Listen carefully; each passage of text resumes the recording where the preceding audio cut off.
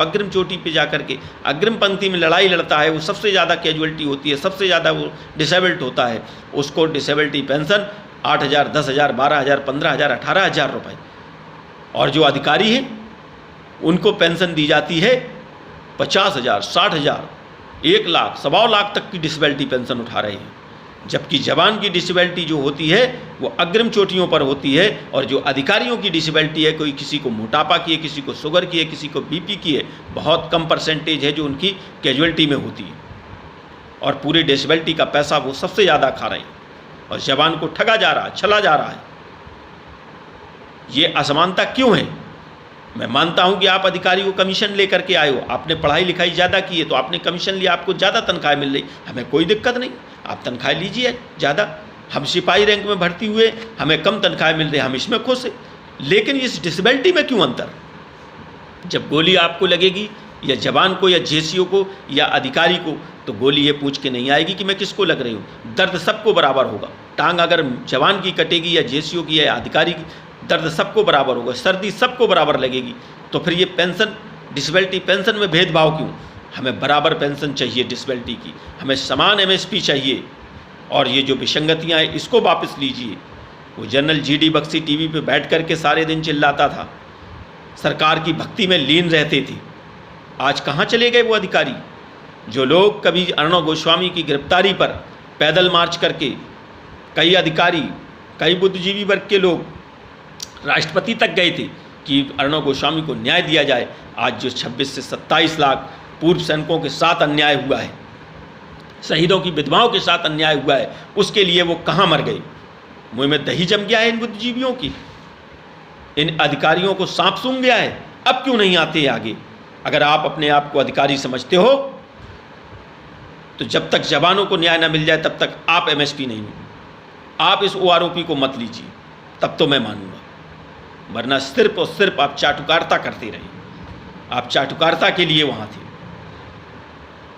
इस तरीके के भेदभाव को अब इस देश का जवान सहन नहीं करेगा। मैं भारत के प्रधानमंत्री माननीय नरेंद्र मोदी जी से निवेदन करना चाहता हूँ कि इसको तत्काल संज्ञान लें, और जो 1 रैंक 1 पेंशन का आंदोलन जंतर मंतर पर पिछले 1 महीने से चल रहा है, सरकार का एक भी नुमाइंदा उनको पूछने नहीं आया, देखने नहीं आया। सरकार को लगता है कि इनकी कोई भागीदारी नहीं है। माननीय मोदी जी, आप भूल गए हो कि हम 28 लाख पूर्व सैनिक हैं, करीब 12 से 13 लाख वर्तमान सैनिक हैं, 5 से 7 लाख सीआरपी, बीएसएफ, आईटीबीपी के लोग हैं। हमारी संख्या लगभग सबकी मिला के 50 लाख है। इनके परिवारों के वोट लगभग 5 करोड़ बनते हैं। हम 300, 350 सीटों को प्रभावित करते हैं। अगर हमारी मांग को नहीं माना गया तो हम लोग गांव-गांव, गली-गली जा कर के आपके चेहरे को उजागर करेंगे, और हम आपको 303 से सीधे 30 पे ला करके छोड़ देंगे। जो सीआरपी, बीएसएफ के लोग हैं, आईटीबीपी के लोग हैं, इनकी पेंशन खत्म कर दी गई। क्यों भाई? अब तो यहाँ तक सोचा है कि इस मोदी सरकार बनाने के लिए किसी भी हद तक जा सकती है। 2014 में जब सरकार बनाने के लिए आए थे तो आपने रेवाड़ी की रैली में वादा किया था, हम पूर्ण ओआरओपी देंगे। हमने भरोसा किया, हम सैनिकों ने आपको वोट दिया, आपको प्रधानमंत्री बनाया, 2019 में बनाया। लेकिन अब 2024 में अगर नहीं बात नहीं मानी तो आपको नीचे भी खड़ा कर देंगे। आपने सरकार बनाने के लिए 2019 में पुलवामा के शहीदों को, उनकी फ़ोटो लगा करके वोट मांगे, इतने नीचे स्तर तक गिर गई। और उन्हीं विधवाओं को आज आप उनका हक देने से कतरा रहे हैं। आप हर साल जाते हैं दीपावली पर सैनिकों के बीच में, और वहाँ पर जाकर के मिठाई खाते हैं और कहते हैं कि मैं सैनिक का हितैषी बनने का प्रयास करते हैं, दिखावा करते हैं। ये तो सच्चाई सबके सामने आ चुकी है। अगर आपको सेना और सैनिकों से प्रेम होता तो इन शहीदों की विधवाओं के पेट में उनकी छुरा नहीं भोंकते, इन जवानों के, इन डिसेबल्ड सैनिकों को उनका हक नहीं मारते। वहाँ तो आप मिठाई खाते हो, हमारे बीच में अपने आप को सैनिकों के बीच का हितैषी प्रदर्शित करते हो, और दूसरी तरफ आकर के हमारा हक छीन करके शहीदों की विधवाओं के मुँह से निवाले उनके बच्चों के छीनने का काम कर रहे हो।